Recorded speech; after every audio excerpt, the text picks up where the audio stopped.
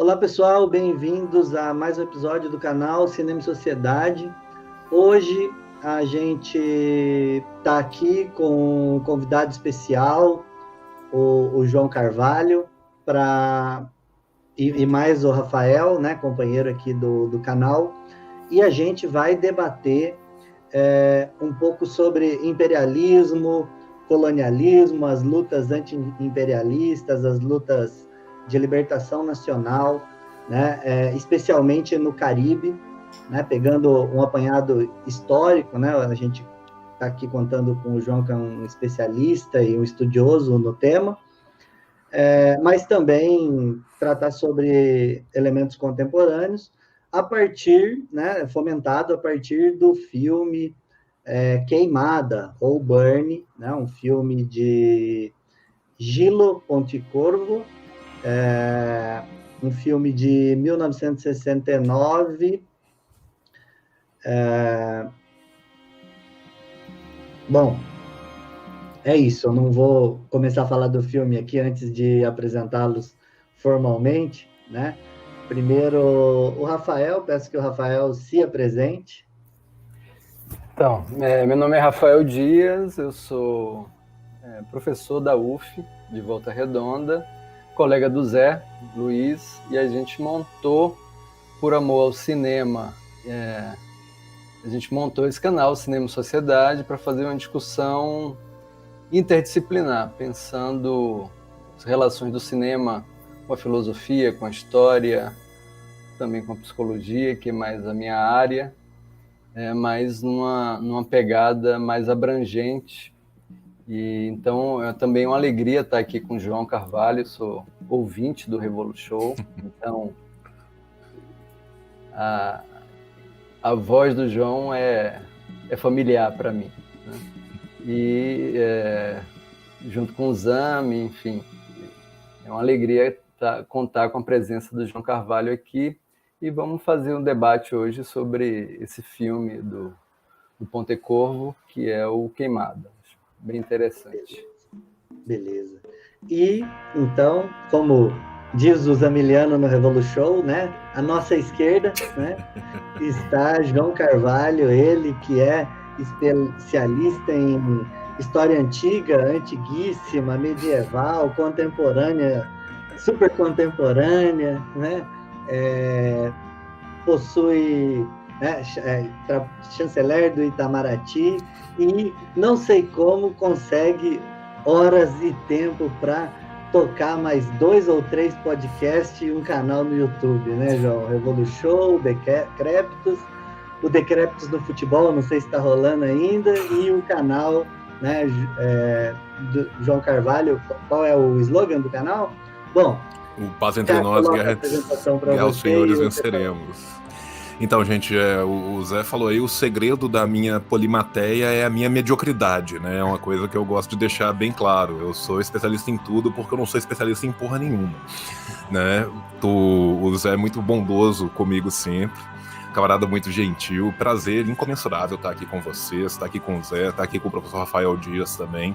Acho muito legal essa pegada interdisciplinar, né? A gente tem o economista, o psicólogo, o historiador, todo mundo junto aqui para dar uma visão mais profunda, né, e mais abrangente sobre o tema, que eu tenho certeza que vai ser muito complementar, né? E especialmente eu tô feliz de estar aqui neste filme, porque eu... minha cachorra tá na festa. O que foi? Tem que mostrar. Tem que saber de onde saiu esse som. Essa besta. Essa besta aqui, essa fera que está latindo para uma vasilha de biscoito do lixo reciclável que caiu. Porque ela foi resgatada da rua e ela morre de medo de absolutamente qualquer coisa por causa da vida pregressa de traumas dela. Né? Não vai ser o caso do Rafael, mas eu vou ter que arranjar um psicólogo canino para ela tentar lidar melhor com essa primeira infância muito traumática que ela teve. E a verdade é que, assim, eu sou muito, muito fã do Pontecorvo. Então, assim, fiquei muito feliz de ser convidado num filme dele. E esse filme em especial, eu acho que é um filme muito bacana pra gente discutir, porque ele é um filme que é ambientado num passado mais distante, como se ele estivesse falando simplesmente da primeira leva revolucionária que a gente tem na América Latina, mas a partir de alguns elementos do filme a gente nota claramente que ele também tem um diálogo constante, não só com o futuro que viria depois, mas com a época na qual ele se insere, né? Esse filme é um filme do final da década de 60, que é um momento de lutas muito intestinas acontecendo, principalmente no Caribe, ainda mais no Caribe de língua espanhola, né? E o filme ele brinca com isso a todo tempo, a partir de vários elementos que a gente vai ir colocando aí durante a conversa. Então, prazer estar aqui com vocês. Vou passar a palavra aos camaradas para a gente poder começar. Legal, João. Então, só para começar, vou falar um pouquinho aqui da filmografia. Não vou falar de tudo, obviamente, mas falar um pouquinho de alguns trabalhos especiais do Gilo, e um pouquinho do filme, para a gente começar. Bom, o Gilo Pontecorvo, ele nasceu em 1919 e ele morreu em 2006, e eu não sabia que ele tem trabalhos, assim, foi extremamente produtivo, tem trabalhos até 2003, né? Ele tem um filme de 2001, que se chama Um Outro Mundo é Possível, já na onda do Fórum Social Mundial, né? Imagino que seja propulsionado por isso também, e um filme que se chama Florença, Nosso Amanhã, né, de 2003, então até o final da vida ele produziu muito, né? Vou destacar alguns filmes, ele tem um filme, ele sempre teve essa pegada, né, social, ele tem uma, digamos que ele seja um cineasta da classe trabalhadora, né? Os filmes dele são muito marcados pela questão social. Ele tem um filme de 1961 que chama Capô, né? Em que fala da questão, né, do extermínio aos judeus. Esse filme foi criticado, né? Gostaria de colocar isso, que me parece ser uma questão de fundo interessante. Ele foi criticado pelos cineastas franceses, em especial os adeptos da Nouvelle Vague, e ele deu uma resposta quase que, né, na sequência ali, em que ele falou: tá bom, vocês estão me criticando pela estética, pela forma marcada, especialmente por uma cena bastante chocante que tem nesse filme, né, Capô, e aí os franceses começaram a criticá-lo, e na sequência, o filme que vem em sequência é o Batalha de Argel, em que ele critica exatamente, né, ele retrata o imperialismo francês atuando na Argélia, né? Então, um filme de 1966. Esperamos fazer um debate aqui. Ele tem esse filme Burn, né, o Queimada, de 1969. Depois ele tem um outro filme em 79 que se chama Ogro, em que trata sobre a questão da Guerra Espanhola, salvo engano, e ditadura de Franco. Enfim, e diversos outros filmes. E eu queria destacar uma questão... É curioso, Zé, que em 92 tem um documentário que ele volta a Argel, né? Sim. Tem um documentário de 92, e eu não assisti esse documentário. Eu, pesquisando para a conversa de hoje, eu me deparei com esse documentário, que deve ser fabuloso. Porque o filme é obra-prima, né? A Batalha de Argel é uma obra-prima do cinema político, e é impressionante o que ele faz, porque ele pega os protagonistas da Revolução da Argélia e eles passam a atuar no filme. Então isso é um prodígio, assim. E tem várias indicações ao Oscar, premiações e coisa que esse filme não foi premiado, né? Enfim. E até pela questão do que eu falei, né, no final, né, dos filmes de final de vida dele, né, um Outro Mundo é Possível e o Florença, Nosso Amanhã, uma coisa que fica marcada em todos os filmes que eu assisti do Gilo é que, por mais que ele retrate a realidade, né, digamos, não com o otimismo da vontade, mas com o pessimismo da razão, de forma dura, muito direta, todos os filmes dele terminam com uma mensagem de uma possibilidade otimista de futuro, né, com um olhar, né, de possibilidade, de devir emancipatório e humano, né? Então, gostaria de deixar essa marca aqui, né? E um último destaque que eu falaria desse filme, para passar o contexto, né? Ele vai fazer uma metáfora ali sobre as revoluções, né, no Caribe. Em alguns momentos ele brinca, né, com a questão da língua, né? A gente não sabe exatamente se está falando de uma colonização espanhola ou portuguesa. Ele cita diretamente que são os portugueses que estão lá, mas o personagem principal é o José Dolores, né? Não é o José das Dores, né?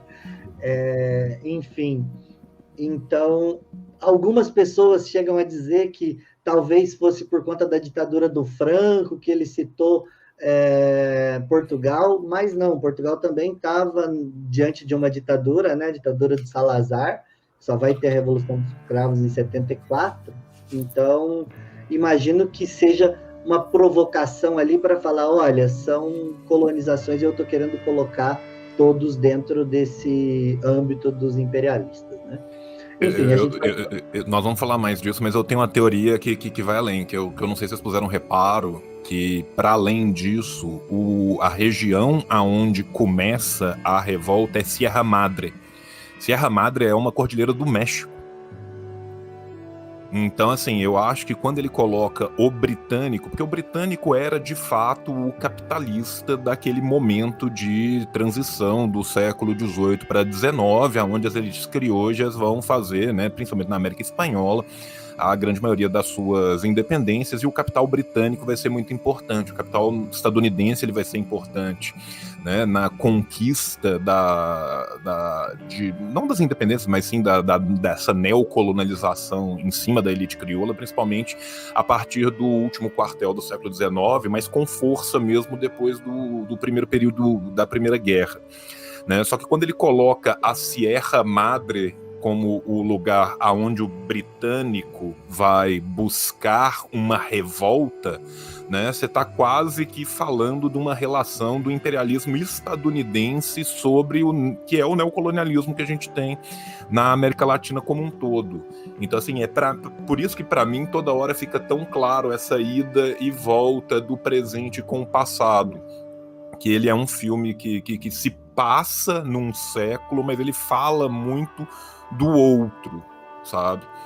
E mesmo assim, quando eles vão falar, né, por exemplo, quando eles vão falar de homens como José Dolores, eles falam homens como José Dolores e Toussaint Louverture, né? Ou seja, quando você coloca o Toussaint Louverture ali na mesma barca, é quase como se você estivesse falando que temporalmente eu estou falando de 1800 e pouco, né, virada de 1700 para 1800. Inclusive, quando você volta na Inglaterra, que você tem o tempo passando na bolsa, você vai saber que você está lá mais ou menos, né, no final do segundo quartel do século XIX, 1830, 1840.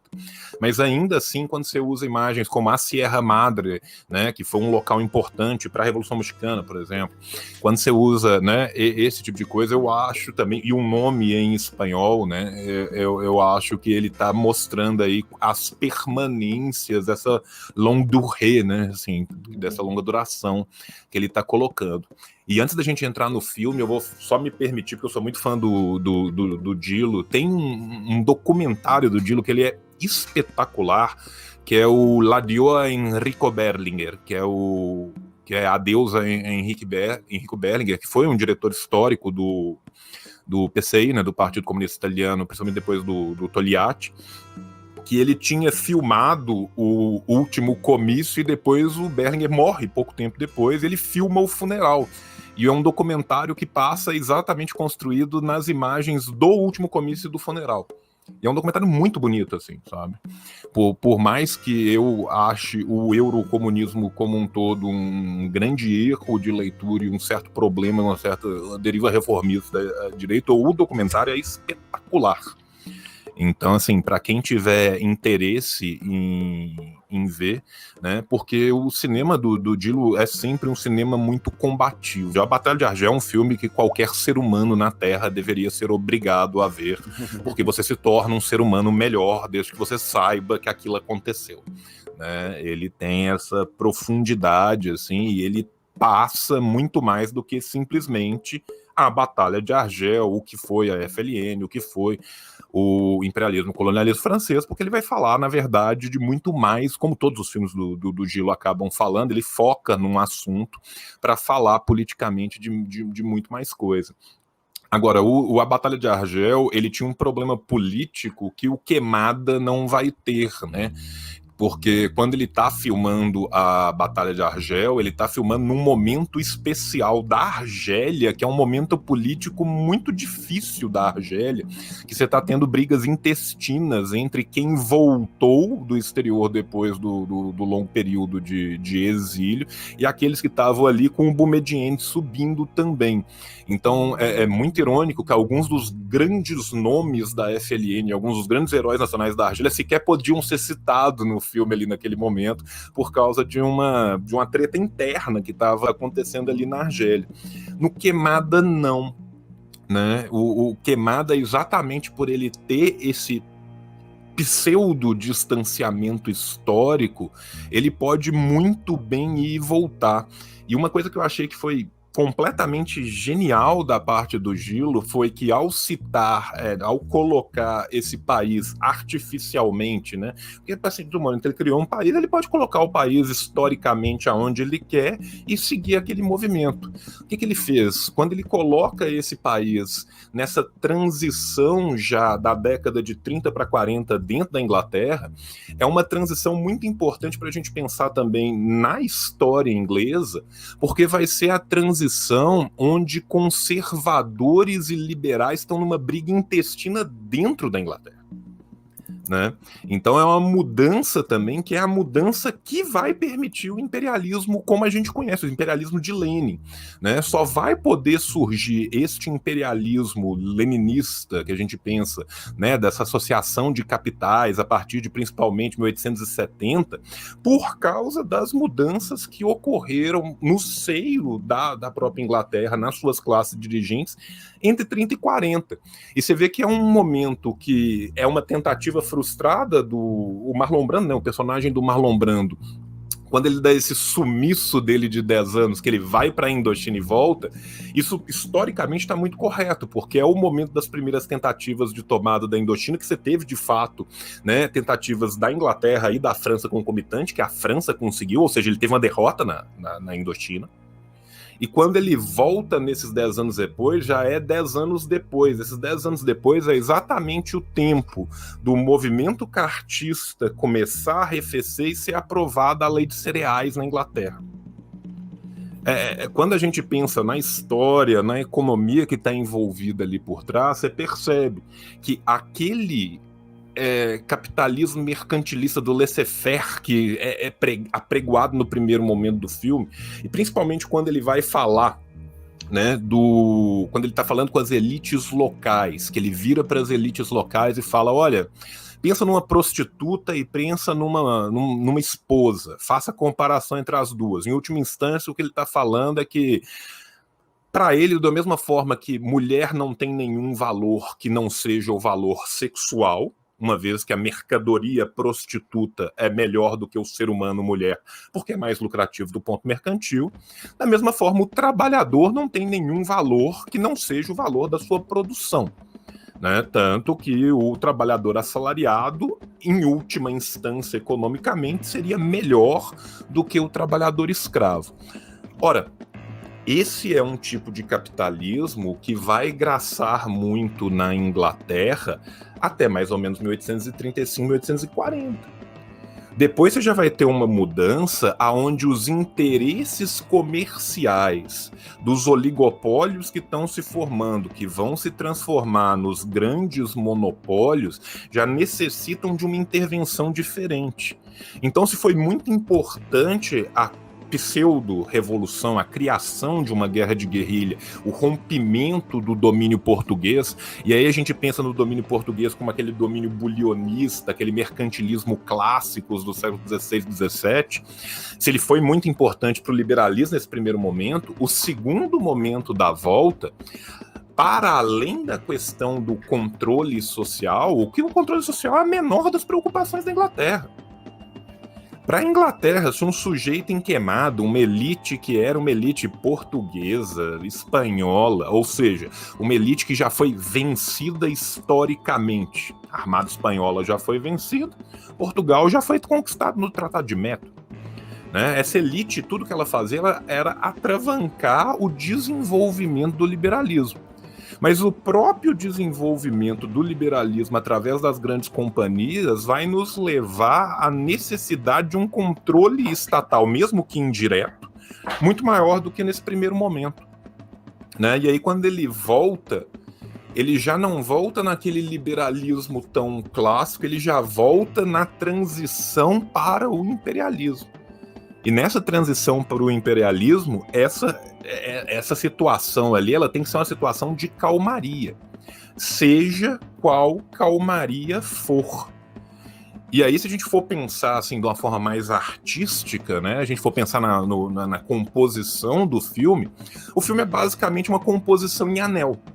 Né? Porque se o filme começa com eles chegando na ilha, a ilha chama Queimada por causa daquela ilhota ali, que ela é branca, porque ali foram queimados os autóctones, os povos originários dessa ilha, e o chão ficou branco porque ali eles foram queimados, tal. Como que o filme termina? O filme termina com uma sequência de queimadas, aonde são queimados os segundos habitantes transplantados para aquela ilha, os escravos, que vão estar fazendo essa revolução. Ou seja, basicamente o que nós temos são dois momentos diferentes, aonde tanto a colonização primeva, portuguesa, espanhola, holandesa na África, não importa.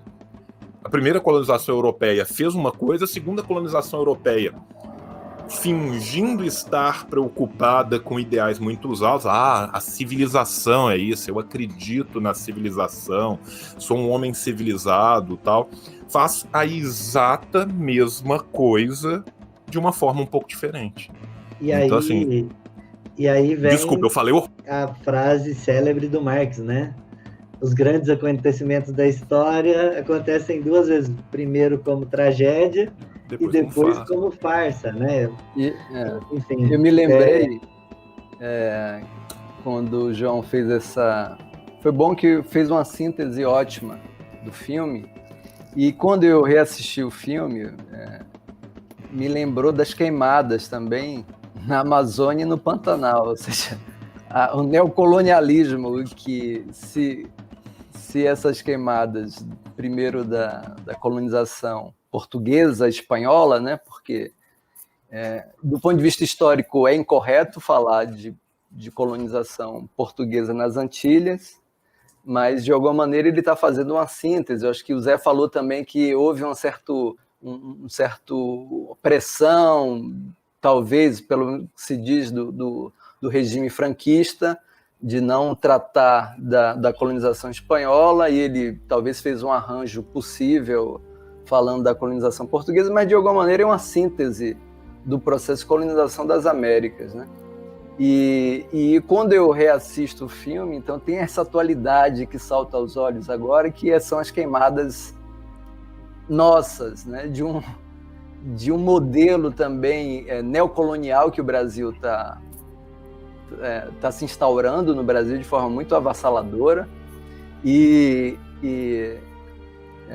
vamos virar um produtor de commodities. O Glauber Rocha falava que o Brasil era uma fazenda de 400 anos, e de fato agora é uma fazenda de 500 anos, e parece que esse será o destino do Brasil, né? Produzir commodities para o mundo, alimentos. Então eu queria que você comentasse também essa atualidade do filme, né? Porque a gente está no meio dessas queimadas também. Rafael, foi muito engraçado você ter falado, porque eu tive a exata mesma impressão que você. E eu tinha acabado de reler um artigo do Pericaz, que ele estava falando exatamente sobre questão agrária no Brasil, que é um artigo que saiu na margem esquerda, acho que é 29. Ela é do finalzinho do governo Temer ainda. E eu resolvi reler esse artigo há poucos dias atrás, e é impressionante o tanto que ele envelheceu bem para o artigo e mal para nós enquanto humanidade. Sim. Né?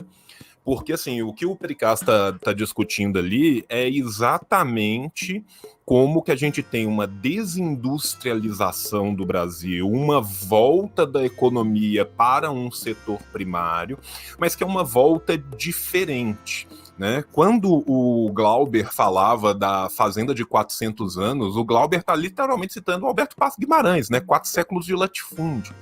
Né? E aí o Pericaz, quando ele está falando ali, ele já está mostrando que algumas construções econômicas que se dão no modelo atual, elas são distintas do que eram, mas elas seguem a exata mesma lógica.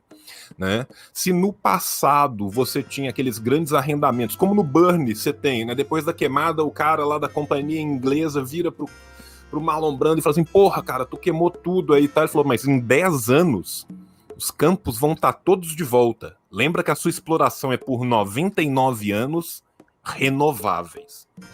Uma exploração de 99 anos renováveis significa, e aí, nesse ponto, eu acho que o Gilo vai quase que no Conrad, ele vai quase que no Heart of Darkness ali. Porque o personagem do Marlon Brando, ele é uma engrenagem do sistema, e ele já perdeu a sua humanidade para o sistema e ele só consegue se enxergar como uma engrenagem de um sistema muito maior do que ele. Quando ele está falando que, olha, a sua concessão é de 99 anos, você não conversa com um outro humano velho, adulto, falando você tem uma concessão de 99 anos. Sim. Ali vocês tem duas instituições conversando entre si. Sim. Quando você vem para o Brasil de hoje e você pensa naquela frase de a sua concessão durará 99 anos renováveis, e aí você pensa no modelo do que são as queimadas hoje, do que foi o ataque aos Guarani Kaiowá em Mato Grosso do Sul, do que é a expansão de fronteira agrícola no Pará, em Roraima, da luta que a LCP está combatendo agora no norte do país, e é exatamente isso.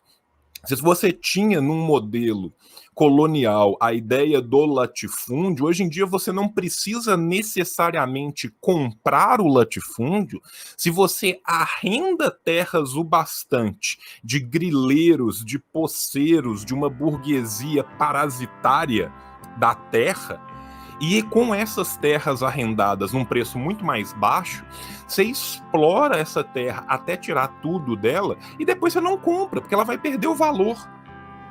Então, assim, quando você faz essas queimadas, a verdade é que queimou, não vai nascer de novo. Não vai, a ilhéia, o bioma, ele não vai conseguir se recuperar com essa velocidade. Ora, o que vai se dizer daqui 1 ano, daqui 1 ano e meio, daqui 2 anos, daqui 6 meses? Não, já queimou essa merda toda aí, planta soja. Não, já queimou essa merda toda aí que era reserva, agora acaba virando terra devoluta, não tem ninguém aí. Ah, não, tem um parecer que antes o que era para ser decidido pelo STF vai ser decidido pela AGU, vamos voltar para a primeira instância, a questão das posses indígenas, e enquanto isso, vamos passando essa terra adiante. Passa boiado. Ou seja, passa boiado. E com isso, você tem concessões de 99 anos sendo resumidas e recontinuadas. Né? Então, assim, o filme, infelizmente, ele é extremamente atual hoje, e ele não é atual hoje só para nós no Brasil. Né? Se for pensar toda a Antilha, todo o Caribe, toda a América do Sul, esse filme é tão atual, se a gente estivesse vendo esse filme na Colômbia, como se a gente estivesse vendo esse filme em Tegucigalpa. Né? A gente pode falar hoje de grandes companhias que são transnacionais, que se fingem de companhias locais, cujo capital normalmente é forâneo, você tem assim 20% numa holding que tem uma sede numa salinha no Ibirapuera, E, na verdade, esse dinheiro inteiro vem do Exim Bank e do Banco de Financiamento da Finlândia. Sabe? E quem está atrás disso, ou vai ser a Bayer, ou vai ser a Monsanto, ou vai ser a Cargill. Você tem 5, 6, 7, 8 grandes empresas que no setor de exploração agropecuária estão atrás disso. E isso acontece no Brasil, isso acontece na América do Sul, isso acontece na América Latina. Isso só não acontece em Cuba, isso só não acontece na Venezuela, isso só não estava acontecendo com a mesma força na Bolívia, agora vai voltar a acontecer. E isso vem acontecendo desde Toussaint Louverture. Por isso que eu acho que o nome de Toussaint passa muito en passant, mas ele é muito importante. Porque o José, na verdade, ele é todos esses homens, ele é principalmente esses homens do povo. Sim. Ele é principalmente essas revoltas populares. A elite criolha, eles mostram muito bem o que eles são. Eles são covardes que sequer têm a coragem de assassinar alguém para levar. A mão da Inglaterra tem que pegar a mãozinha da elite, apontar e ajudar a atirar. Ou seja, a condução inteira é estrangeira. Quem tem de fato a ideia, depois que uma vez que é transplantada a ideia, essa ideia corre, e isso vai e volta no filme. Porque lá depois, quando ele está tendo a discussão com o cara da companhia inglesa de exploração do açúcar, ele fala assim, olha, se você mandar isso de volta para a Inglaterra agora, você sabe que as ideias, elas correm, o barco. Se isso atravessar as Caraíbas, se isso atravessar as Antilhas, nós vamos ter vários Josés nascendo em vários locais. Só que o José só nasce porque ele, inglês, veio e atravessou a ideia. Né? E, inclusive, quando ele conversa com o José, ele fala, eu não virei para você e te falei que você ia fazer uma revolução, porque aquilo ali, naquele momento, ainda era impossível. Eu te falei que você ia assaltar um banco, porque isso você ia conseguir compreender. Depois que ele assaltou o banco, ele mesmo chamou os portugueses que à época estavam lá, num número que ele sabia que era menores, e ele mesmo forneceu os rifles e ensinou como operá-los. Ou seja, ele construiu aquela revolução ali, de fora para dentro, a partir do momento que ele traz a sua lógica de exploração de fora para dentro. O que ele está mostrando ali é que a ruptura da lógica constrói a sua própria contradição. Que é exatamente essa transição de uma lógica mercantil ainda muito dependente de uma exploração feudal, porque por mais que a gente pense no mercantilismo, como ele é aplicado na Europa, é muito diferente do que como ele é aplicado na colônia. Na colônia vem o auge da exploração e o que há de mais antigo na forma. Isso é verdade em qualquer lugar da América Latina. Se você for ler o que escreveram os rebeldes Tupamaro ou o que escreveu Mariátegui, você vai ver que mudando o lugar vai ser escrita a mesma coisa. Se você ler no século XX a decisão de Sandino de por que ele não aceitou negociar com os Estados Unidos, você vai ver a mesma coisa 40 e 50 anos depois em outro lugar no centro. Se você pega Toussaint Louverture e você tenta entender por que Toussaint Louverture se tornou Toussaint Louverture e quais são os limites de Toussaint Louverture, por ter se tornado Toussaint Louverture, você também vê isso. Os limites de Toussaint eram os mesmos limites de Robespierre. Toussaint não consegue ir além do que a França conseguiu ir além. Ô João, para os ouvintes que não conhecem, falem para eles quem é Toussaint. Toussaint é um dos principais líderes, não é o único líder, mas ele entra na história como, né, o grande líder. É mais ou menos uma coisa meio à la Inquisição Mineira, né, onde todo mundo sabe o nome do Tiradentes, mas não era só Tiradentes sozinho correndo na madrugada, né, e da Revolução Haitiana. O que foi a Revolução Haitiana? A Revolução Haitiana foi a primeira revolução conduzida de baixo para cima nas Américas. Foi a primeira revolução conduzida pelos negros, nem todos escravos. Hoje em dia a historiografia já nos mostra que, para além daqueles que eram escravos, você já tinha alguns dentro dos seus líderes que eram libertos. e que vai ser a revolução que pela primeira vez vai acabar com a escravidão. Inclusive, a escravidão termina primeiro no território haitiano do que ela termina em França. Lembrando que ela é quase que concomitante com o período da Revolução Francesa. As ideias estavam circulando, você tem um grande comércio, né, triangular ali em todo o Atlântico, essas ideias circulam o Atlântico, e ao permear na colônia, elas vão chegar até esses membros, né, de uma elite, muitos deles já libertos, que vão ter acesso a essas ideias e que neles vão ter sido construída uma ideia de França ideal, que era uma França que não existia, mas que existia na cabeça deles. Inclusive, é muito irônico pensar que é essa própria França que só existia na cabeça desses líderes que não permitem que esses líderes vão além da própria França real. Quando eles acabam por capitular, no sentido de aceitar negociar com a França, e ao aceitar negociar é o começo do fim da Revolução Haitiana, eles capitulam exatamente porque eles acreditam que eles estão negociando com a França que eles conhecem pelos livros e panfletos, e não com a França que de fato é. E isso é profundamente triste e irônico da Revolução Haitiana. A Revolução Haitiana, ela tem um desdobramento que é muito importante a gente entender, e que muitas vezes a gente esquece dele, é que sem a Revolução Haitiana não haveria a política estadunidense de considerar a América Latina todo seu quintal. Porque uma vez declarada, deflagrada a Revolução Haitiana, começam a pulular no sul dos Estados Unidos inteiro revoltas de escravos contra o que é uma Herrenvolk Democracy. O termo não é cunhado por mim, o termo é cunhado pela historiografia norte-americana, Herrenvolk, povo escolhido, Democracy, democracia do povo escolhido. Por que se chama democracia estadunidense de uma democracia do povo escolhido? Porque desde o momento do seu nascedouro, a democracia estadunidense foi erigida para os brancos, vírgula, para os brancos ricos, vírgula, mantendo-se nela a sua escravidão, a exploração das suas minorias e tudo mais que acompanha ela até o presente dia de hoje. Tanto que um francês muito famoso da época, Alexis de Tocqueville, consegue passear pelos Estados Unidos inteiro, escrever um livro sobre um libelo de defesa daquela linda democracia onde não aparece nenhum escravo, nenhum negro em lugar nenhum do livro inteiro. Porque estes eram cidadãos de segunda classe. Nem segunda, né? Talvez terceira, quarta, quinta classe. Lembrando que dos 6 primeiros presidentes norte-americanos, 5 eram possuidores de escravos e o 6º tinha ações na companhia que vendia os escravos. Esta é a democracia dos Estados Unidos, né?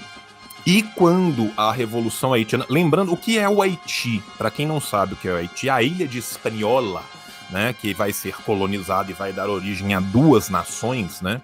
O Haiti e a República Dominicana. Né, ela é uma ilha pequena, cuja população autóctone, cujos povos originários dessa ilha, assim como Cuba, foram brutalmente dizimados em sua esmagadora maioria. Também, assim como Cuba, foi necessário o transplante forçado de populações, normalmente africanas. O caso de Cuba é mais sui generis, porque no século XIX você tem muitos culis que vêm da Ásia para Cuba, então você tem uma permeação muito grande de pessoas de origem asiática em Cuba, vietnamita, laosiana, chinesa, mas principalmente chinesa. Você vai lá em Havana, tem o Barrio Chino, né? Barrio Chino. É muito grande e emblemático, né? O que você não tem em Cuba são as populações autóctones, né?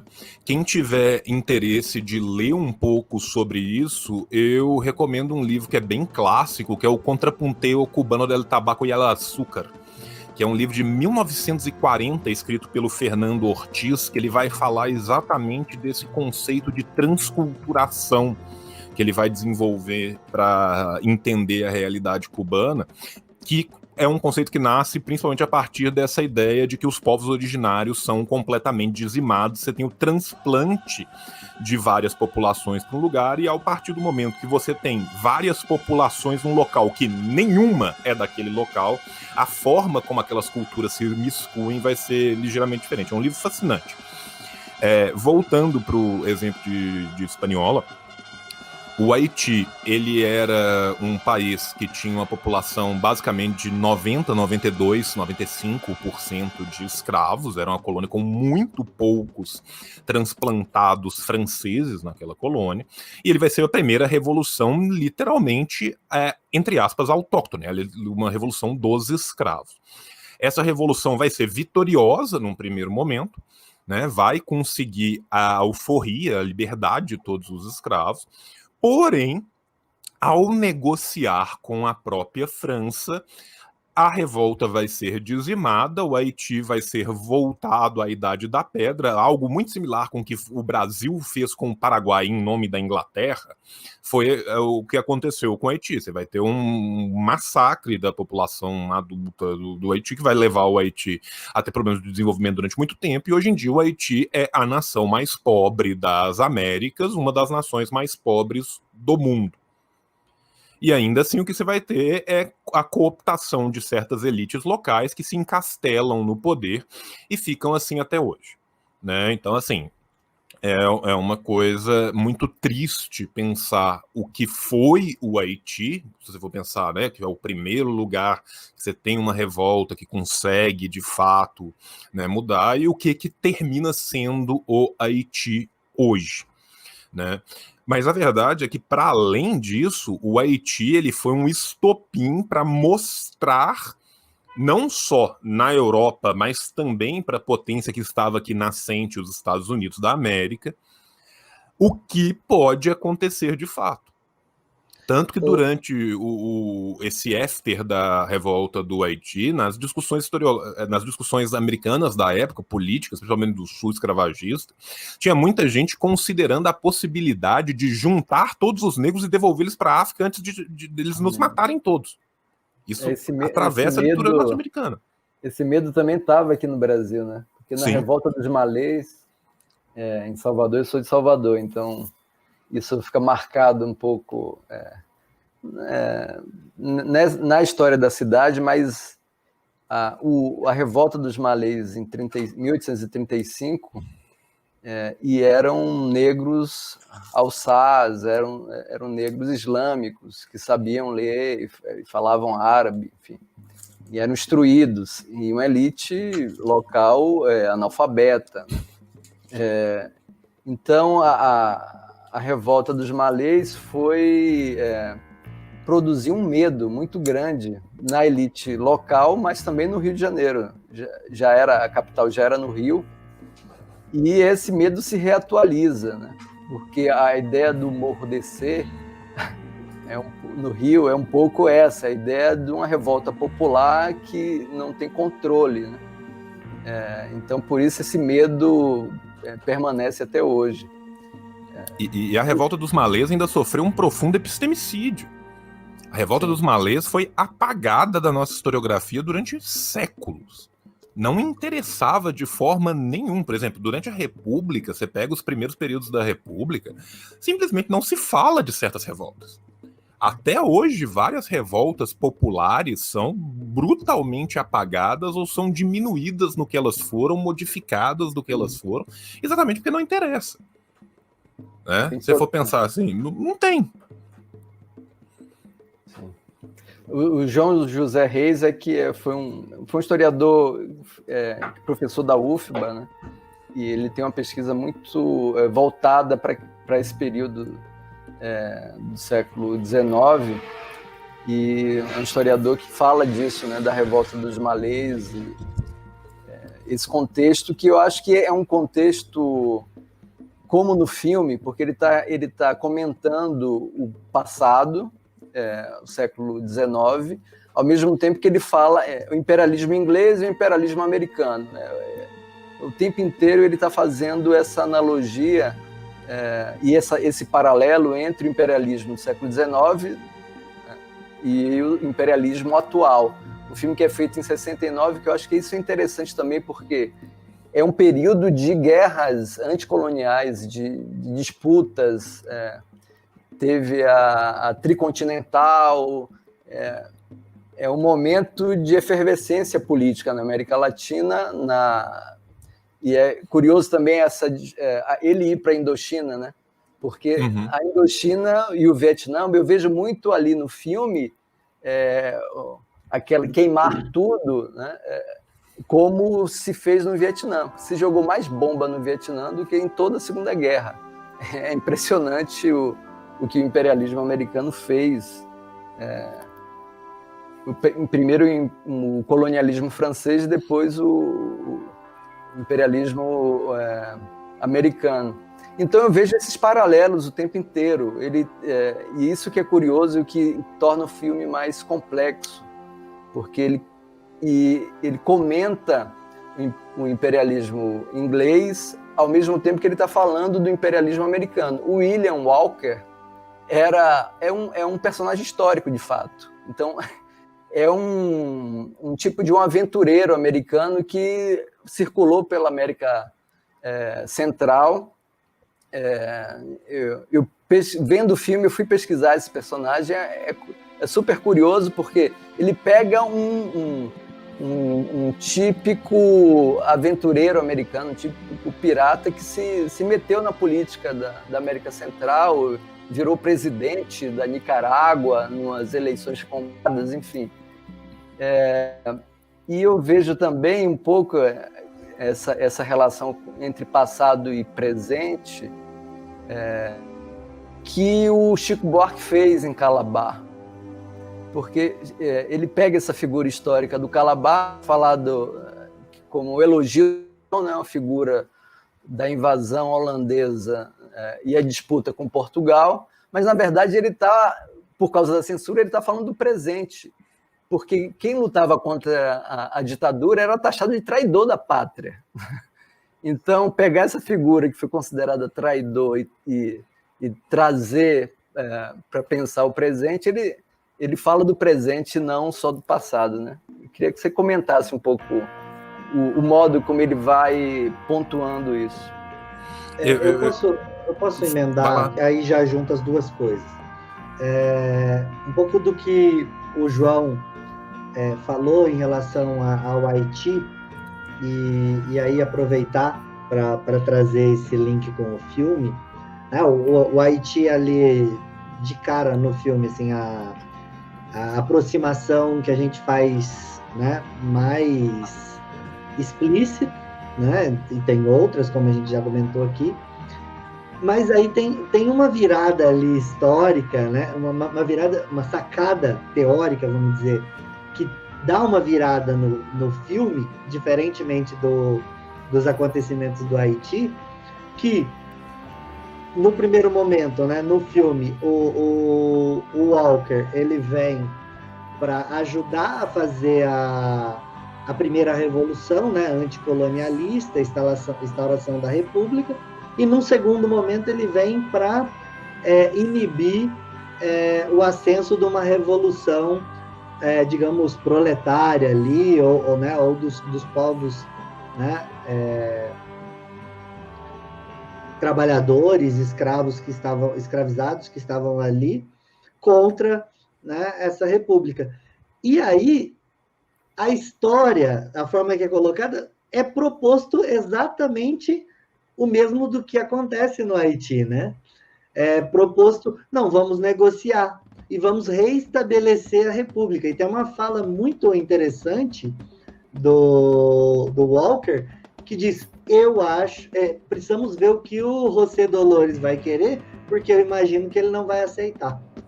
Né? E ele fala, num período de transformação histórica, em 10 anos acontece coisas que acontecem geralmente em um século inteiro. E ali o Gilo tem essa sacada de falar, olha, todas as vezes que as classes trabalhadoras se organizaram junto com as burguesias, né, sejam elas locais, burguesias nacionais, a história nos mostrou que, né, existe alguém que fica com a função do chute e o outro que fica com, né, a bunda, né?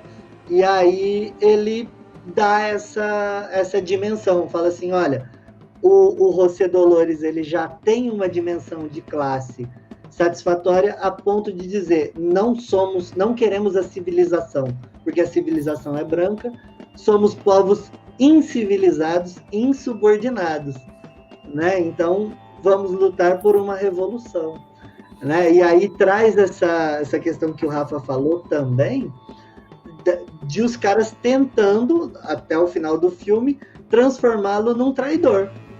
Né? A história dá conta de não transformá-lo em mártir, né? Ou num revolucionário, e sim em um traidor, uma pessoa que, né, traiu o seu povo, sua nação. Então, enfim, junta tudo isso e bora.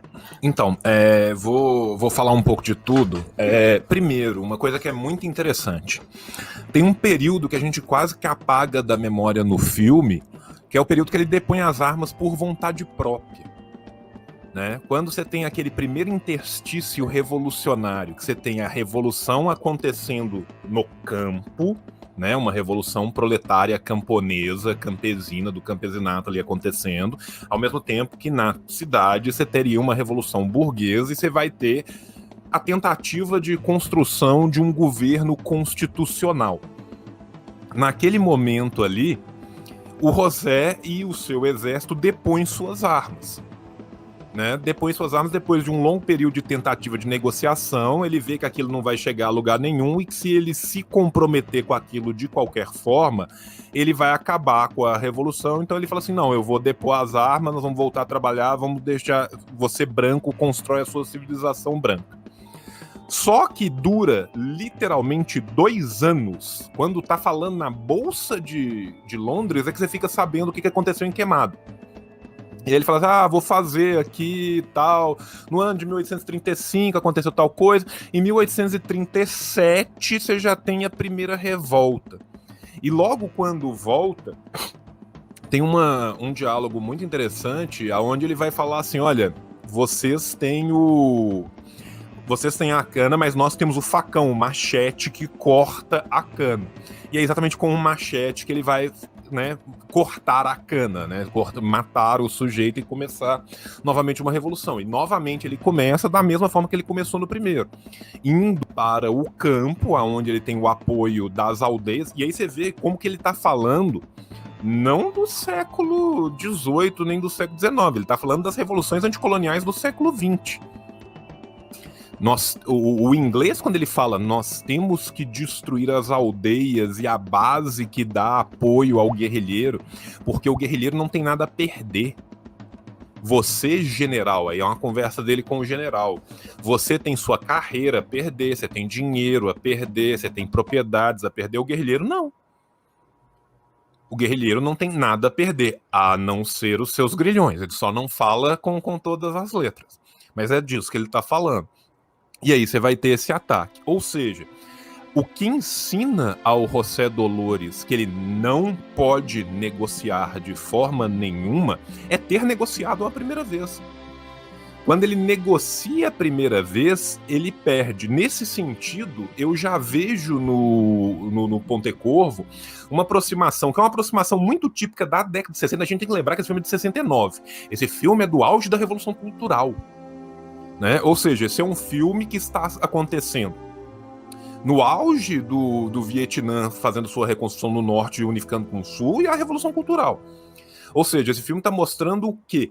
Que quando houve o comando de uma revolução por parte dos setores populares é uma coisa, quando houve a tentativa de cooptação e que se passa o comando para a burguesia, o trem vai para água abaixo. Então ele sabe que ele não pode negociar com aquelas classes. Quais classes? Tanto a burguesia interna quanto a burguesia externa.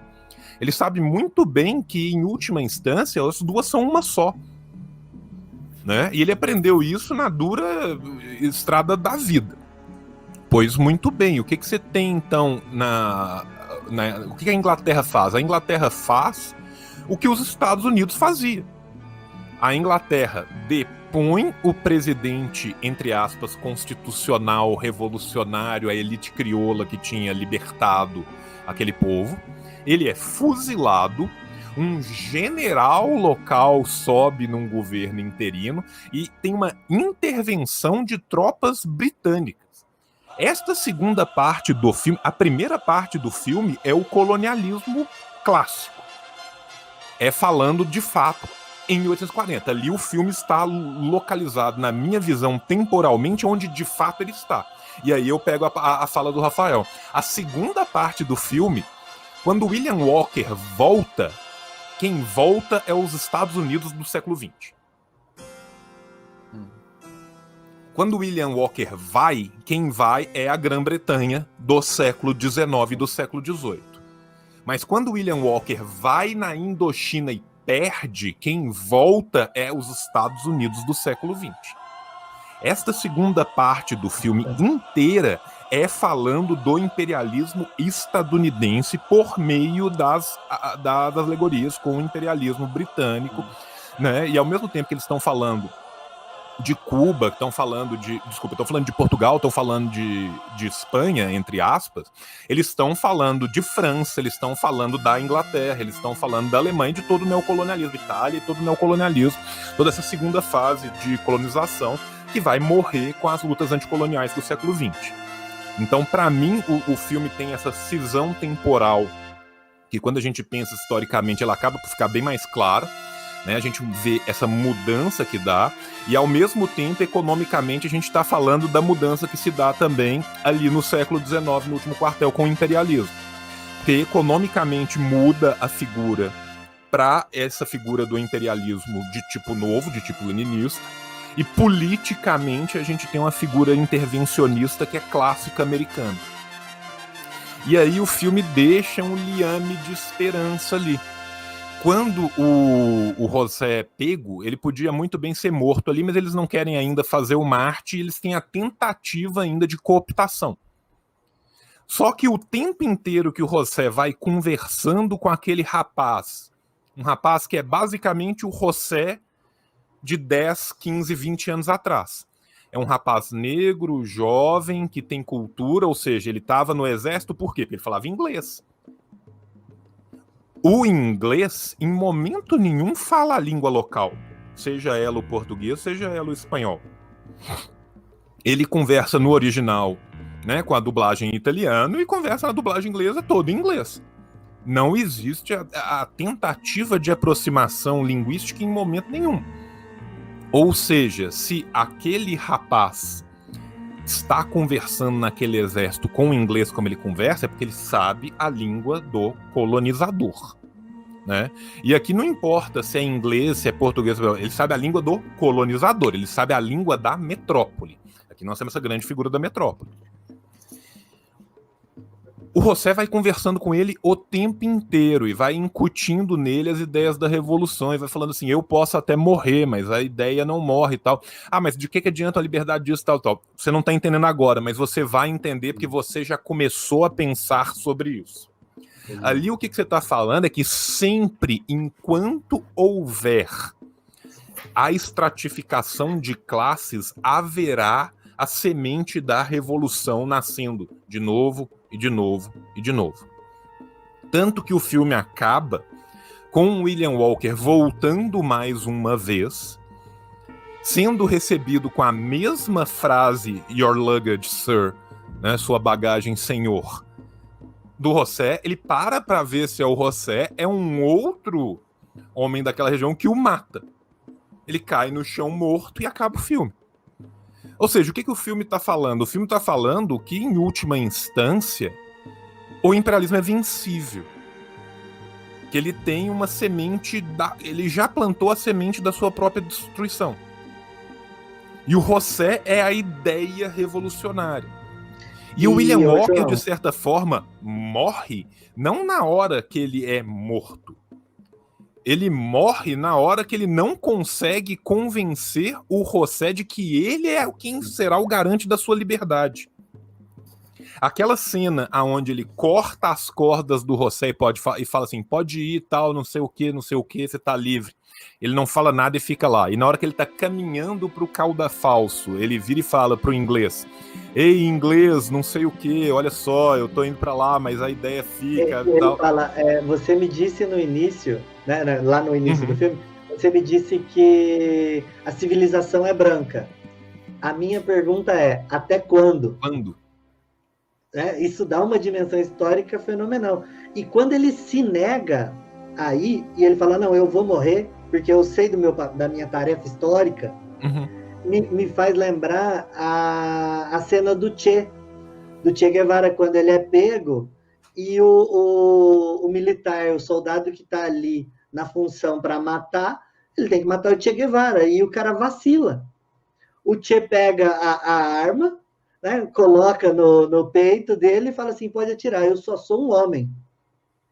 Né? E isso, para mim, passa uma consciência de classe num nível, né, digamos que para si. Né? O José Dolores já chegou num nível de clareza da possibilidade histórica da Revolução, que a vida dele já não é mais decisiva para a condução daquele processo pensado historicamente. Eu acho isso, assim, fenomenal. E na fala, até quando? A pergunta é, até quando? Passa, assim, uma dimensão revolucionária fantástica. Eu achei esse comentário do João muito pertinente dessa transição que o filme faz da ida do William para a Inglaterra, e quando ele já volta como se fosse um agente da CIA no século XX, formado na Escola das Américas para ensinar antiguerrilha. Porque é isso que ele faz, ele dá uma aula de antiguerrilha, olha, você tem que tirar o apoio, qualquer tipo de apoio, por isso que vocês não conseguem vencer, mesmo com um número ínfimo de homens, ele não é só os combatentes, né? Ele tem uma rede de apoio que faz com que você não possa destruir aquele grupo insurgente. E também o William fica, e essa questão de como o William é derrotado, né? Porque ele é derrotado também politicamente, quando o José, o José é um personagem conceitual para o Chu San, para o Che, para o Amílcar Cabral, enfim, e todos esses revolucionários. E me lembrou também a questão do Fanon. Então, ele entende que ele não pode operar na lógica, ele vai ter que romper com essa lógica colonial, do colonizado. E essa lógica, você vai romper ela com a violência também, uma violência libertadora. E o William, com isso, ele fica desconcertado, porque ele não estava esperando isso. E fica assombrado também com isso, tanto é que quando tem uma criança, ele fala, você queima tudo, mas fica uma formiga. O José Dolores fala, alguma coisa fica. Não dá para matar uma revolução completamente. E o William fica tão assombrado com isso que quando tem uma criança na vila, ele manda o soldado pegar aquela criança. Aquela criança é como se fosse a semente que pode brotar, né, em qualquer lugar. Então esse é um modo também de fazer a derrota política, não se submeter aos desígnios, não se submeter a uma lógica que aí, acho que o Zé lembra bem, tem esse paralelo com o Che, porque o modo como o Félix Rodrigues, que era um agente da CIA, que foi lá, enfim, o Che foi assassinado pela CIA, junto com o Barrientos, que era o presidente na época da Bolívia, ele tem uma posição de não dialogar com a gente. Então ele tem essa postura altiva de não vai falar nada, e a própria CIA entende isso, né? Mas eu queria que você comentasse também um pouquinho do Fanon, de que maneira o Fanon entra nessa equação, porque o Pontecorvo faz um filme na Argélia, o Fanon passa pela Argélia, né, tem essa experiência, e ele é das Antilhas, enfim, esses dois mundos aí. Eu queria que você comentasse um pouco como é que você vê o Fanon nessa equação.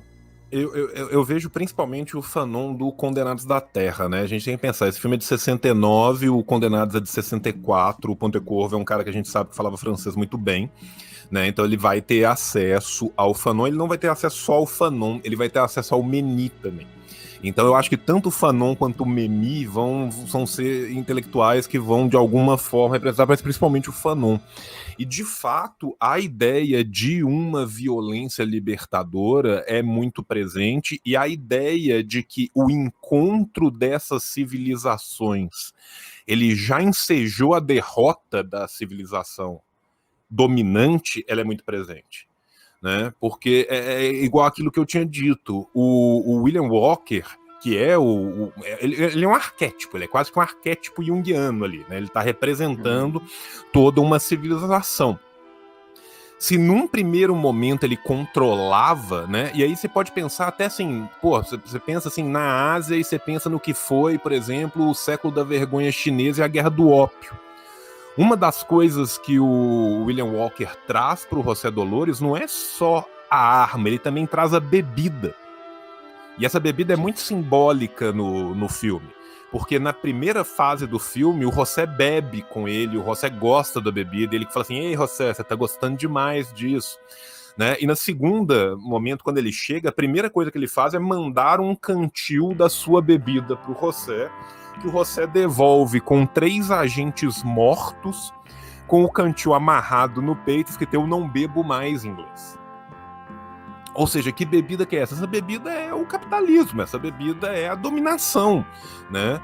E ele exatamente ao romper essa alienação que essa bebida causava, ele consegue romper com essa lógica colonial. Ou seja, em última instância, assim como... E é muito irônico quando você pensa, né, no que é o Condenados da Terra, né, o prefácio do Sartre em relação ao livro do Fanon, e o que o Fanon escreve no próprio livro. E você tem uma sensação que ali, que tipo assim, o Sartre leu, mas ele não entendeu tudo.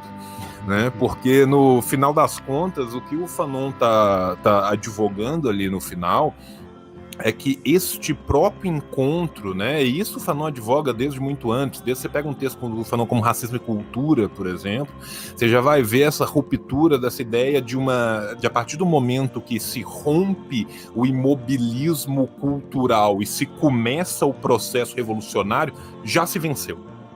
Né? Nesse humanismo revolucionário do Fanon, a vitória física, material, ela pode ser uma questão de tempo, ela pode acontecer antes, ela pode acontecer depois, mas a partir do momento que você tem, né, essa reunificação do eu igual ao eu, né, porque a primeira grande ruptura colonial vai se dar exatamente nesse eu cingido. Quando a gente pega o Fanon da década de 50 e vai pensar esse Fanon, em comparação com o que era a sua leitura de Freud, o que eram os dois primeiros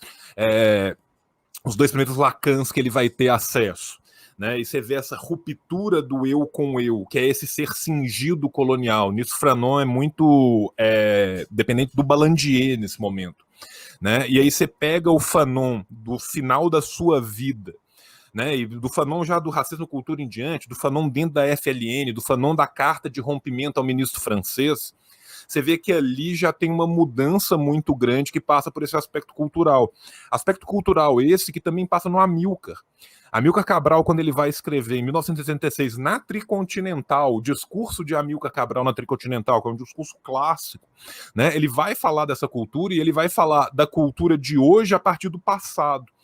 O Cabral faz o inverso do Fanon. O Fanon vai mostrar como que a partir da ruptura do imobilismo cultural, a partir do recentramento desse eu, que não é mais cingido, ali já tem uma vitória, o Cabral volta lá atrás no discurso dele e mostra, olha, os povos sem história, na verdade, sempre tiveram história. E ele só se apercebe disso a partir dessa ruptura, que é uma ruptura fanoniana. Então ali você tem um comunicado de todo esse panafricanismo, né, revolucionário, que eu vejo exatamente nisso. A partir do momento que o inglês ensina, entre aspas, o que é possível ao José, ali está plantada uma semente que já é indelével. Ali é o momento de ruptura. E o José não venceu. mas Josés vencerão, né? O inglês é morto no final e o rapaz está plantado a semente da dúvida na cabeça dele, ou seja, a revolução continua. E a revolução continuará. E mesmo quando ele vai caminhando cada falso, que ele fala até quando, né? Essa civilização é sua. Até quando? Né? Porque a partir do momento em que ele percebe que existe uma lógica de ruptura, a ruptura já aconteceu. Né? E é nesse momento que eu acho que o Fanon entra muito forte. E principalmente esse último Fanon, né? Do capítulo clássico, do primeiro capítulo clássico do Condenados da Terra, quando ele vai falar da violência, né? Que não é uma violência simplesmente catártica. Não, é uma violência de ruptura da própria violência. É uma violência que nega a violência para transformar aquele mundo em alguma coisa que ele deixou de ser no passado. E só pode acontecer também com essa ruptura do imobilismo cultural e do eu com eu. Né? Lembrando que Fanon era psiquiatra, então o Fanon está sempre, o tempo todo, pensando na clínica do indivíduo e na clínica da sociedade. Eu não tenho como clinicar o indivíduo e devolver ele para a sociedade doente, e eu não tenho como clinicar uma sociedade e colocá-la geopoliticamente no ambiente doente. Então o Fanon está o tempo todo pensando nessas dimensões de escalas entre o micro e o macro nas clínicas, né? E ele adota a revolução como uma clínica revolucionária, né? E o José também, de certa forma, quando ele aceita que a morte dele é a vida do seu povo, ele finalmente está desalienado e liberto, né? E é uma liberdade que se dá na morte, porque a morte dele ensejará a vida de todos, do seu povo ulteriormente liberto. Então eu acho que vai mais ou menos nesse sentido. Maneiro. Queria iluminar essa questão. É o menino, né, que é um aprendiz do José, que fala, ó, José says, né? O José diz, né? Se um homem trabalha para os outros, ele continua sendo escravo, mesmo que sendo chamado de assalariado, né? E o José diz, né? Se a gente quiser parar de cortar cana, precisamos começar a cortar cabeças, né? E em um outro momento ele fala, bom, o que vale mais? Um escravo ou um trabalhador assalariado? Né? Levando em conta que o filme ele é todo permeado pela maiêutica, né? Utiliza dessa técnica, né? Da socrática, de trabalhar a pedagogia por meio das perguntas. Queria que você comentasse um pouco sobre isso, assim, para ver se a gente vai caminhando para um fechamento do debate. Cara, uma coisa que é fascinante do filme, o filme é tão atual que às vezes você tem que lembrar quando que o filme foi feito para você saber o que pode ser influência e o que é vislumbre do futuro. Quando esse menino fala esse discurso do José, lembra muito do Sankara falando sobre as leituras dele de Lenin quando ele estava se formando ainda numa escola marxista. E a escola marxista do Sankara foi a vida e foi o quartel, né? O Thomas Sankara se formou porque ele tinha companheiros do exército que eram marxistas e a partir dele ele começou suas leituras. Tem uma entrevista fascinante do Sankara quando ele já é presidente de Burkina, quando Burkina já não é alta volta, quando Burkina já é Burkina, que ele fala isso é 83. Né? E aí, na hora que eu vi aquilo, eu falei, caralho, ele pegou do discurso Sankara. Eu falei, não, peraí, é de 69. O Sankara então, assim, que pegou dele. O Sankara pegou dele. Mas, assim, a verdade é que, em última instância, essa é uma lição que perpassa todo o marxismo-leninismo. Né? E aí você percebe que a liberdade, ela não está simplesmente na independência formal. Né? Independência formal a América Latina toda teve. Uma segunda e verdadeira independência, quantos países latino-americanos de fato tiveram? Né? Uma segunda e verdadeira independência, quantos países anticoloniais de fato tiveram? Né? Se a gente for pensar o tempo em que está sendo escrito aquilo, pós-55, pós-Bandung, década de 60, muitas lutas ainda acontecendo, lutas que só iam muitas vezes desaguar em independências formais em 70, em 80. quantas daquelas independências já não seriam permeadas, como o próprio Gilo mostra nessa rodagem de tempo que, na minha opinião, ele faz para falar exatamente do neocolonialismo, né? Que não seriam, de fato, independências, que é uma independência simplesmente formal, né? Então, quando ele fala assim que a gente vai ter que cortar cabeças, não é simplesmente cortar a cabeça daquele cara líder local. A cabeça que tem que ser cortada em última instância é a Inglaterra, é os Estados Unidos, é o sistema que tem que ser mudado.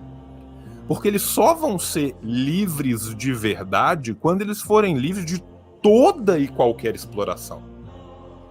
Porque indifere se eles estão sendo explorados formalmente por Portugal, pela Inglaterra, pelos Estados Unidos, pela Espanha. As coisas vão e voltam do mesmo jeito, você tem quase que uma lógica circular. O filme começa falando, sem nunca dizer, do extermínio dos povos originários, e termina no extermínio da onda revolucionária dos povos transplantados. Ou seja, a queimada, o que queima a ilha, o que destrói, é o próprio sistema que é implantado sobre a ilha. Pensando, né, no continente, no hinterland como o capitalismo, e a periferia como essas ilhas que estão em volta, né? Então, assim, ali o que você tem um discurso, na verdade, é da necessidade de uma ruptura revolucionária que corte a cabeça do dragão, que corte as cabeças de Tiamat, né? Assim, você tem que cortar as cabeças todas da Hidra, né? Porque senão vão nascer outras cabecinhas que vão voltar a exercer a sua dominação, né? E aí, lá no final, quando você tem a dúvida já sendo posta na ideia do jovem, é exatamente essa continuidade da guerra, né? A continuidade da guerra revolucionária, do movimento revolucionário. E, inclusive, quando você vê, né, a segunda vez que o William Walker volta, que vai chegar as tropas britânicas, você tem um momento ali que é muito interessante, que você tem 2 níveis na cena. As tropas britânicas estão descendo do navio, estão entrando. No nível mais baixo, você teriam as pessoas que já teriam sido aculturadas por aquele sistema. Você tem toda a elite burguesa que está batendo palma, celebrando não sei o quê. Você tem as prostitutas que estão num canto e os escravos de ganho, aqueles escravos que estão lidando diretamente com essa elite burguesa. Todos eles ou estão celebrando ou estão meio que alienados daquela situação. Num segundo nível em cima das fileiras, ou seja, afastados na periferia, que estão além dos muros da civilização, você tem aqueles trabalhadores, que agora nessa segunda vez já são trabalhadores assalariados, né? Mas você tem o povo, e todos eles olhando com a cara fechada, com a cara de abre teu olho que eu vou te matar. Né? Então, assim, você vê ali, eu acho que o Gilo constrói essa imagem de uma forma muito interessante, porque eles estão atrás da muralha, ou seja, ali é a muralha que cerca a civilização, né? A civilização transplantada, o colonialismo, né? E atrás dessa muralha é que você vê o olhar de uma profunda liberdade, né? E é muito interessante que, por exemplo, o assassinato que se dá do próprio presidente, o interventor português que lá estava antes, ele se dá num dia de reis, numa folia de reis, que é exatamente entre aspas, o momento da inversão. E o Gilo ainda faz questão de falar isso. Olha, no dia de reis, mesmo o escravo mais baixo, mais vil, pode fazer o que ele quiser, que é uma mudança, tal. Essa ideia dessa mudança é uma ideia medieval europeia. Essa ideia da festa aonde o servo podia ser rei é uma ideia medieval europeia transplantada. E aquilo está transplantado já com a simbiose das culturas de matriz africana que ali estão. Ou seja, o que eu estou mostrando ali? Eu estou mostrando ali que é exatamente quando essas duas culturas se permeiam que eu já estou criando um germe daquilo que vai ser a transculturação, que vai ser uma terceira cultura. Essa terceira cultura é a cultura revolucionária. Show. Rafa, mais alguma questão?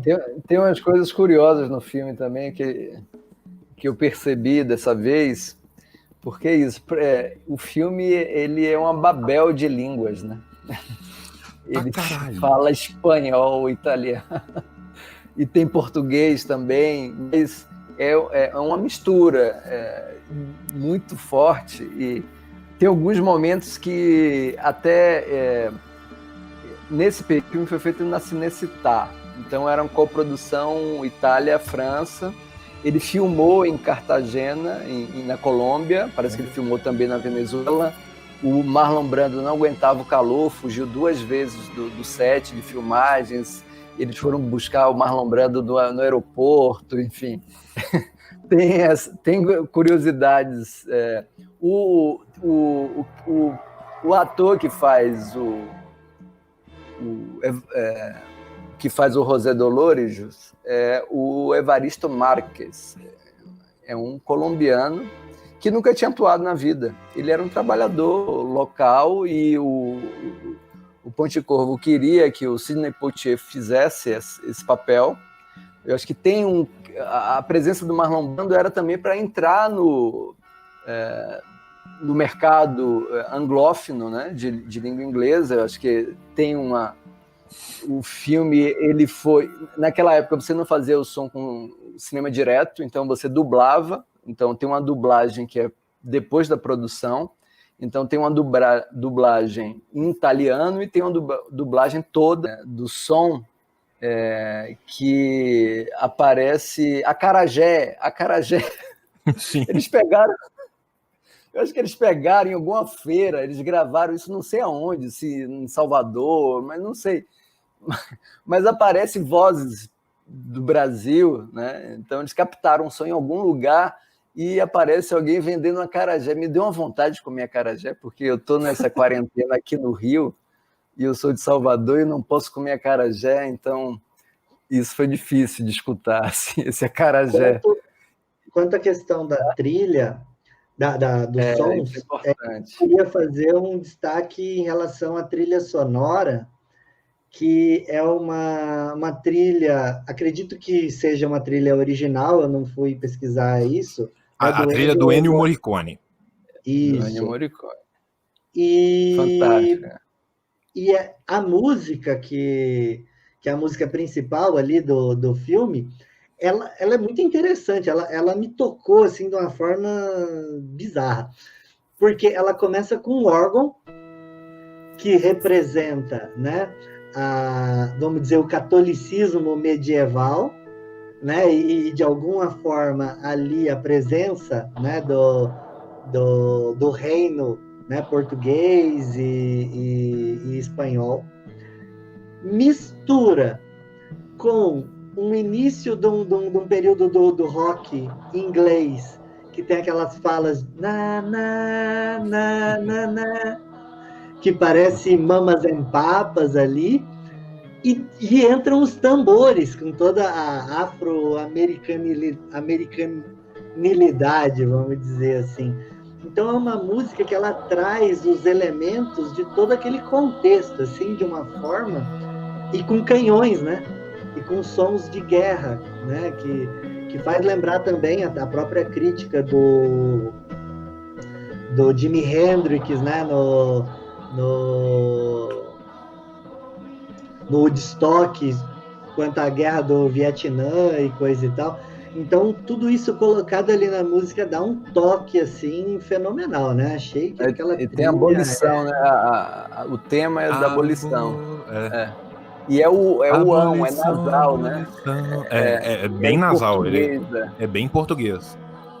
E outra coisa que compõe maravilhosamente bem é quem fez a montagem, né? A gente tem que pensar que isso é um filme de 69, né? A forma como as imagens são contrapostas na abertura do filme, com os símbolos do fogo saindo na queimada, e o que está em primeiro plano e em segundo plano, e como que vai invertendo ao longo da abertura também, é outra coisa, assim, é uma arte em si, sabe? Se eu fosse curador de museu de imagem e som, eu pegava essa abertura para fazer o estudo em cima. Porque ela é fenomenal. Na hora que... Toda vez vocês podem pegar a abertura para rever de novo. Quem estiver nos ouvindo, dá uma olhada com carinho na abertura. Porque à medida que as chamas, as labaredas vão surgindo, vai surgindo aquele negativo, você vê uma imagem diferente no negativo, que normalmente vai fazer essa contraposição dos brancos e dos negros, dos colonizados e dos colonizadores. Então, assim, essa abertura, ela é fenomenal. E na trilha também uma coisa que me parece, assim, e aí, assim, pensando, né, no Ennio Morricone, italiano, em 1969.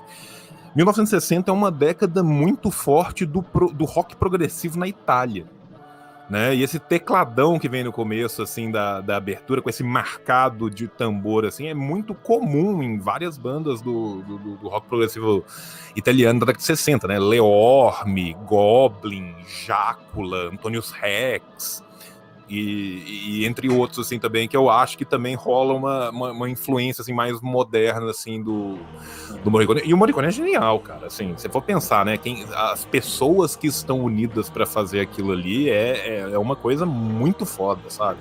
É só gente extremamente competente. Imagina, né? Controlar Marlon Brando no set de filmagem. Nossa senhora, cara. Deve ser uma loucura. Porque.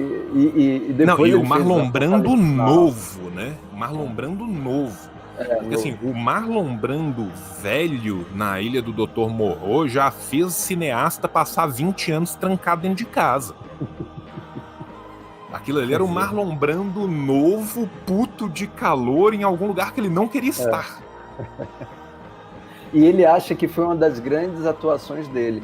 E eu acho isso curioso também, que o filme começa com a atuação, acho que em alta, e dava para ver que o Evaristo Marques, curiosamente Marques, né, não era um ator profissional, dava para ver. Mas ele vai crescendo, e ao mesmo tempo que ele vai crescendo a atuação, eu achei que o Marlon Brando vai caindo. Isso é curioso, né? O modo como ele também vai... o personagem dele cresce, né? E ele cresce junto na atuação. E eu acho que às vezes o Marlon Brando dá uma rateada, assim. Né? Não acho que é uma das grandes atuações dele, não. Não, assim, é aquela coisa, né? A gente não sabe se é tanta genialidade que ele piorou a sua atuação ao longo do tempo para mostrar o decaimento mental do seu personagem e tal, ou se ele simplesmente se emputeceu com o rolê ao longo do tempo. É difícil de falar. Mas assim, conradianamente falando, eu vejo cada vez mais o personagem do Marlon Brando se desumanizando. Ele vai cada vez mais se transformando numa instituição. Sabe? Inclusive, assim, um diálogo do filme que eu acho que isso o Gilo deve ter falado alguma coisa na direção dele, que é quando ele tem um diálogo com um soldado que mostra claramente que era alguém que foi da guerrilha no primeiro momento e que cruzou para o lado de lá, que quando eles matam, né, um dos líderes da guerrilha, um dos antigos, como ele fala, esse é um dos antigos, o fulano também ali é antigo tal, mas o José não tá aqui. E ele fala assim, pô, mas eu não queria que o José fosse morto aqui, porque enquanto ele tá vivo, eu tenho emprego. Enquanto ele tá vivo e nós dois estamos guerreando de dois lados, eu tenho emprego. Você também não acha isso? E ele fala, não, eu sou pago pelo serviço todo, então para mim não faz a menor diferença de nada. E é exatamente isso, assim, e quando você vai pegar ele a segunda vez, a primeira vez... Ele chega como Sir, né? Ele chega como o britânico de punhos de seda, muito preocupado com suas vestimentas, e aí na segunda vez não, eles vão procurar ele num clube de cavalheiros, e ele foi expulso do clube porque ele estava bizarro demais. E onde que ele está morando? Ele está morando no pior quarteirão possível da cidade, ele está morando no lugar mais vil da cidade. E aí quando você chega no lugar... nota-se claramente que é um bairro imigrante de Londres, ou seja, vai ser um bairro de maioria irlandesa de Londres. Né? Você tem várias crianças chorando e um casal muito branco com a mulher com um crucifixo, ou seja, estamos falando de católicos irlandeses aqui. E ele tá num bar brigando pelo prazer da briga. Você vê que o cara degringolou completamente, que a passagem dele na Indochina transformou ele num brigão, num bully. É nesse sentido também que eu vejo muito essa transformação, entre aspas, estadunidense dessa segunda passagem. Porque a primeira vez ele chega como um lorde britânico, a segunda vez ele já chega como encarregado comercial, e ele estava brigando no boteco, e ele foi expulso do clube de cavalheiros, ele é simplesmente um brigão, e ele vira esse personagem quase que conradiano, que ele é simplesmente a engrenagem. Eu sou uma engrenagem de um sistema. Ele literalmente fala, ele usa o termo engrenagem.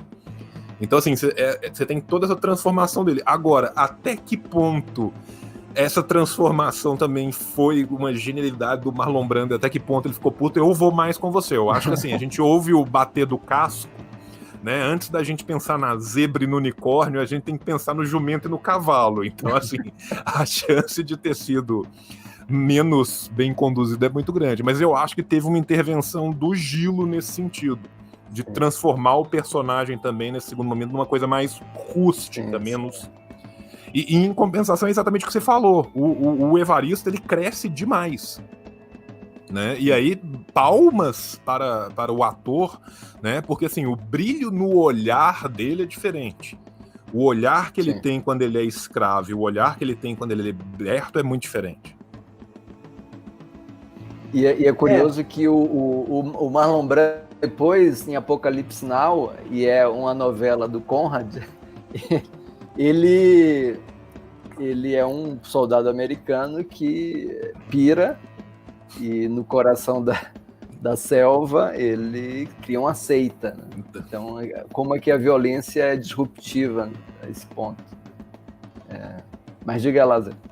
Não, partindo então para as considerações finais, vamos encerrando. Eu vou fazer de antemão as minhas, né? Eu gostaria de fortemente sugerir àqueles que não assistiram que assistam, né? Que é um filme, a experiência, né? Sensitiva, fílmica, eu acho que é muito legal, né? O acúmulo histórico e das inferências históricas e teóricas que se pode depreender do filme, né, são geniais, né? Eu diria até que para quem é do campo da esquerda, né, e quer estudar guerrilha e revoluções, assistir os filmes do Pontecorvo, em especial esses dois, né? O Burn, o Queimada, e o Batalha de Argel, que inclusive, eu não tinha falado essa curiosidade, esses filmes eram estudados, talvez ainda sejam, pelo Exército Brasileiro, né? Quiçá por diversos exércitos pelo mundo, né? Como se pensar e conter, né, sublevações, né, da classe trabalhadora e coisa e tal. Né? Então, acho que é um filme genial, deixo, né, como recomendação, e acho que todos devem assistir esses filmes, né, ler a biografia do Che Guevara e a mensagem ao Comitê Central, né, que o podcast do João está lá no livro, né, a Luta de Classes na Alemanha, né? O podcast do João Revolution comentou, né, esse livro. São 3, assim, experiências que toda pessoa de esquerda deve ter antes de se falar qualquer coisa em termos de revolução. Então, é esse o meu recado final. Rafael, depois do João? Tá, então, fiquei muito feliz com a presença do João aqui. Eu acho que a gente pôde discutir elementos do filme e trazer relações com a história, com a política, com a revolução na América Latina, e acho que a gente tem que fazer mais na América Latina, mas também na África e na Ásia. Tem um filme que também me ocorreu do Visconti, que é O Gato Pardo, né? Que nesse filme ele fala, baseado num romance do Lampedusa, ele fala: é preciso que algo mude para que nada mude, né? Tudo permaneça. Então, tem esse elemento também que aparece de um cineasta italiano falando já de outro contexto, mas de como há um processo de contra-revolução, né? Como há uma tentativa das elites, e as elites locais, as elites, no caso do filme, latino-americanas, de promover algumas mudanças e controlar. Mas o processo revolucionário pode ser disruptivo, né? Espero que seja. De alguma maneira, produzir um novo mundo, produzir novas relações sociais.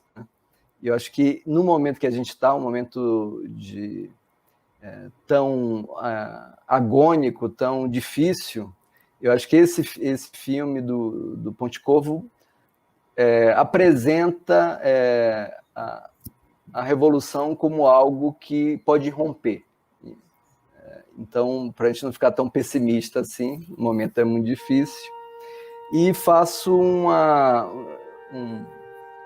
vou fazer uma indicação, que é esse livro, né, da Revolução Africana, que eu estou lendo, estou achando ótimo esse livro, que é organizado pelo Johnny Manuel e o Gabriel Landi. Então fica aí essa sugestão de leitura para vocês, e agradecer ao João Carvalho, foi um prazer estar aqui com ele. Então, gente, a primeira coisa que eu quero é agradecer vocês dois pelo convite. Zé já é um amigo de longa data, Rafael, fiz hoje um novo amigo, e fiquei muito feliz com a nossa discussão. Foi uma discussão super agradável, em altíssimo nível. Estou à disposição, sempre que vocês quiserem, podem me chamar, a gente marca e faz. Eu acho que esse é um formato que muitas vezes a gente negligencia muito e que a gente devia fazer mais, que é entender também a produção cultural como formação, sabe? O que a gente está fazendo aqui é formação, sabe? Então, assim, muitas vezes a gente negligencia, ainda mais hoje em dia, que o cinema vem caindo cada vez mais, né, numa questão vazia de blockbuster e tal. Gente, não tô criticando, quer ver seus negócios, vê seus negócios, não tem menor problema, vá, se divirta. Mas para além disso, é uma linguagem artística e midiática que pode também trazer profundas reflexões, né? Você vê que a gente falando aqui de um filme, a gente falou desde a colonização da América Latina lá atrás, até aquilo que estava acontecendo concomitante ao filme na Ásia, na África, nos Estados Unidos.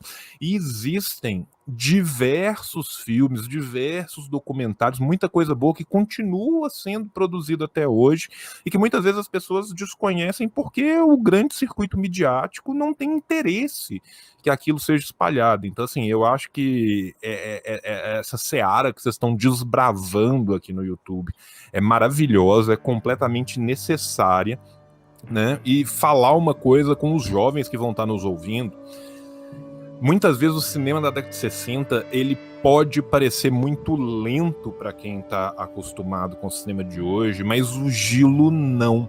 Ele tem essa vantagem sobre outros filmes clássicos da década de 60 e 70, que ele é um filme, para os padrões da época, muito curto e muito rápido.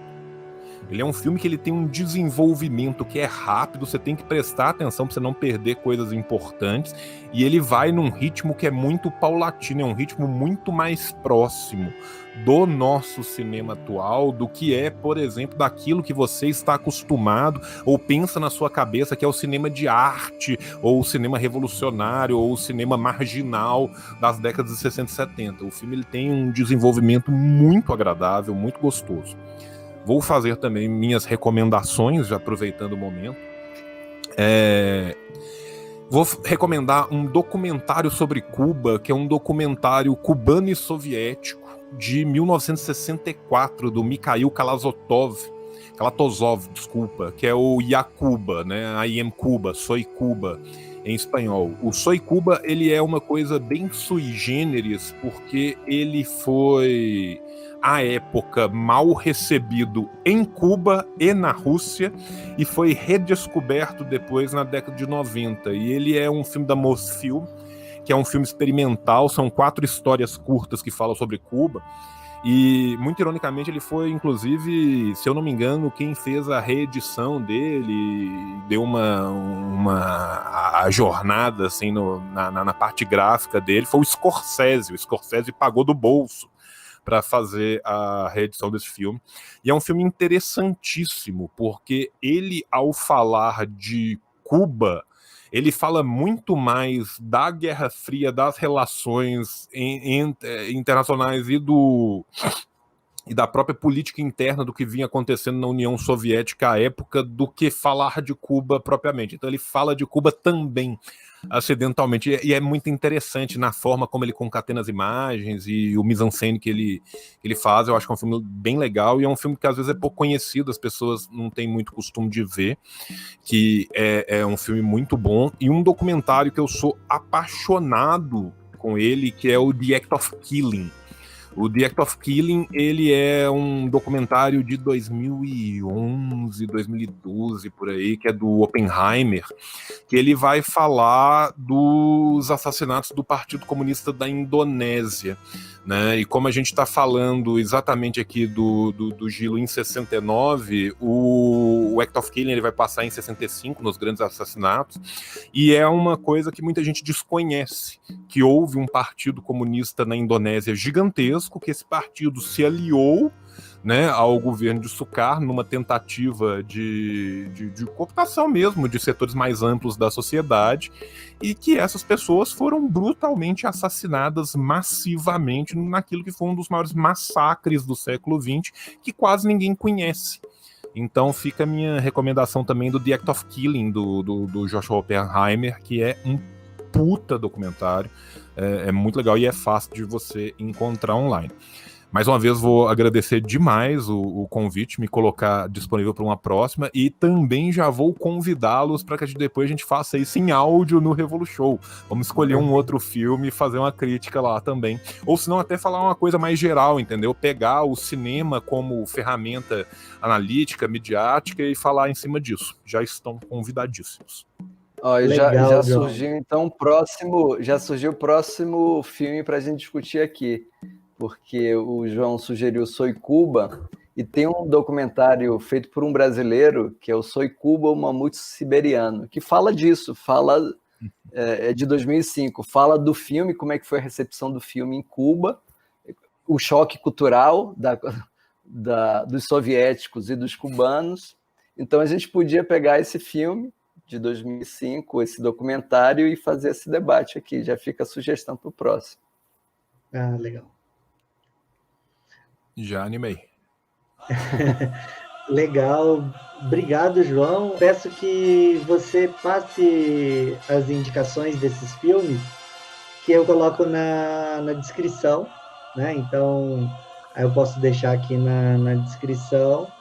Eu só tenho a agradecer, né? Eu gosto muito, né, do Revolushow, já fiz algumas participações lá, né? Gosto muito sempre de trocar ideias com o João Carvalho, com o Diego, Johnny, Zami, Larissa, né? Sempre um prazer estar com vocês e um prazer imenso tê-lo aqui, né? A gente já teve uma experiência no canal em que o João deu parte de um curso, né, para o núcleo de estudos marxistas, dos quais a gente faz parte também, Alejandra, Bruno, Ivan, Rafael e eu, e que está aqui no canal, né, na forma de uma das palestras do curso de Economia Política, e agora aqui no Tete a Tete discutindo cinema. E como você disse, João, acho que o cinema, a arte, é uma expressão da realidade, e como a gente não consegue teorizar a arte propriamente dita, mas a gente consegue, né, depurar coisas, né, que estão aí postas na sociedade a partir da arte, né? Então, acho que a gente está muito entusiasmado com esse projeto e espero que ele tenha bastante vida longa. Obrigadão, João. Eu que agradeço. Valeu. Fechou? Fechamos. Aí. Foi massa.